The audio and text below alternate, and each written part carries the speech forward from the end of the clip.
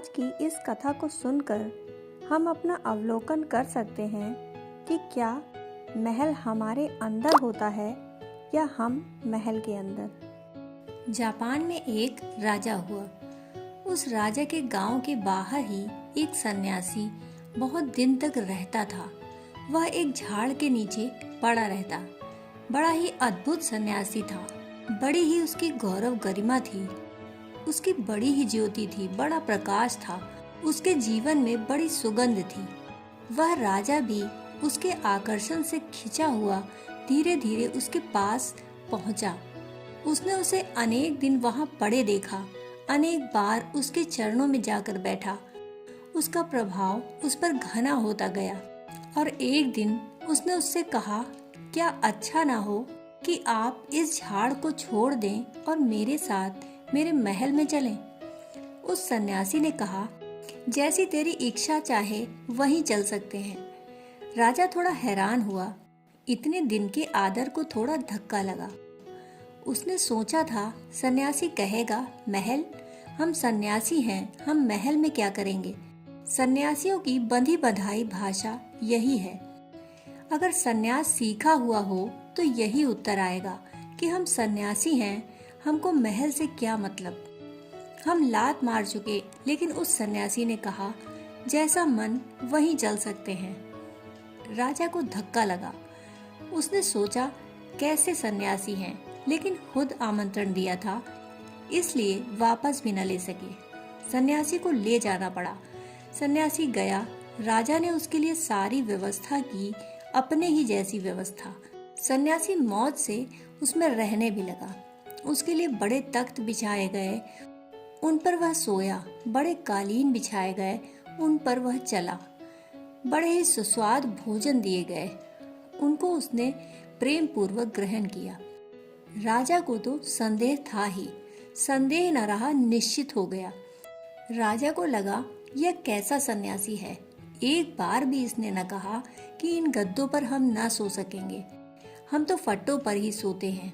एक बार भी इसने न कहा कि इतनी ऊंची चीजें हम ना खा सकेंगे, हम तो रूखा सूखा खाते हैं।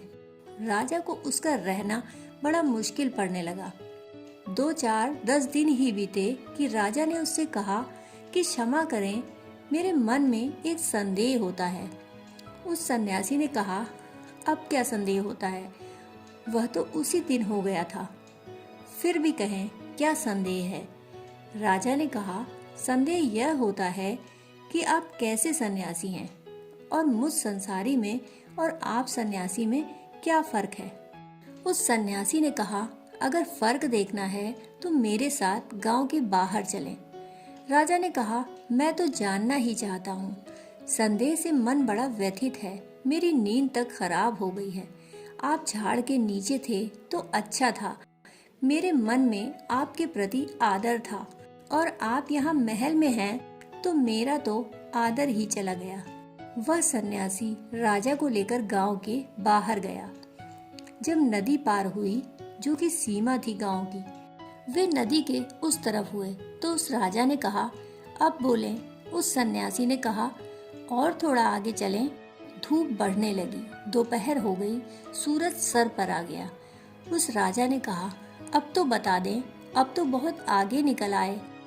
सन्यासी ने कहा, यही बताना है कि अब हम पीछे लौटने को नहीं, आगे जाने को ही है।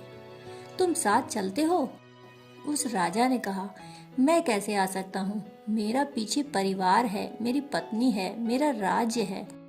सन्यासी ने कहा, अगर फर्क दिखे तो देख लेना।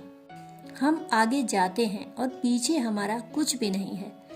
और जब हम उस तुम्हारे महल में थे तब भी हम तुम्हारे महल में थे, लेकिन तुम्हारा महल हमारे भीतर न था।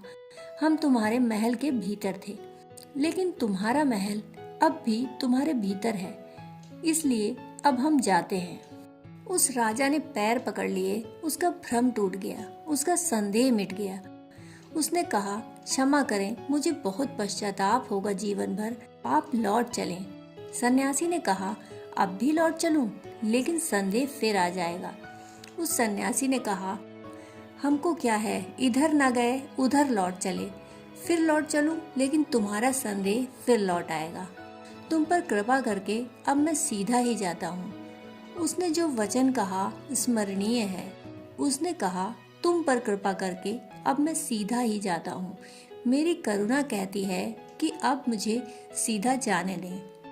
सन्यासी का जंगल में पड़े रहने में, जो सच में सन्यासी है उसका जंगल से मोह कम है, हम पर करुणा ज्यादा है। सन्यासी को सड़क पर पड़े रहने में या महल में रहने में कोई भेद नहीं पड़ता। भेद इसलिए नहीं पड़ता कि उसके चित्त में कुछ प्रविष्ट नहीं होता। चीजें अपनी जगह हैं, महल की दीवारें अपनी जगह हैं, गद्दियां जिन पर हम बैठे हैं वे अपनी जगह हैं। वे अगर हमारे चित्त में प्रवेश न करें तो हम उनसे अछूते हैं, उनसे दूर हैं। हम सजग हों, अपनी चित्त स्थिति के प्रति उसे बदलने में लग जाएं। कोई एक बिंदु पकड़ लें और उसे बदलने में लग जाएं। बूंद बूंद करके सागर भर सकता है। बूंद बूंद चलकर परमात्मा भी उपलब्ध हो सकता है। हम एक एक बूंद चलें और एक एक बूंद चलकर परमात्मा उपलब्ध हो सकता है। हम यह न सोचें कि हमारी सामर्थ्य ज्यादा नहीं है, हम नहीं पहुंच सकते। हम कितने ही कमजोर क्यों न हों, एक एक कदम चलने योग्य सभी की सामर्थ्य होती है। सदा एक ही कदम चलना है, पर एक ही कदम जो चलता चला जाता है वह अनंत फासले पूरे कर लेता है। और जो यह सोचकर कि एक कदम चलने वाले हम कहाँ पहुँचेंगे रुक जाता है, वह कहीं भी नहीं पहुँच पाता। दोस्तों, कहानी सुनने के लिए आपका बहुत बहुत आभार।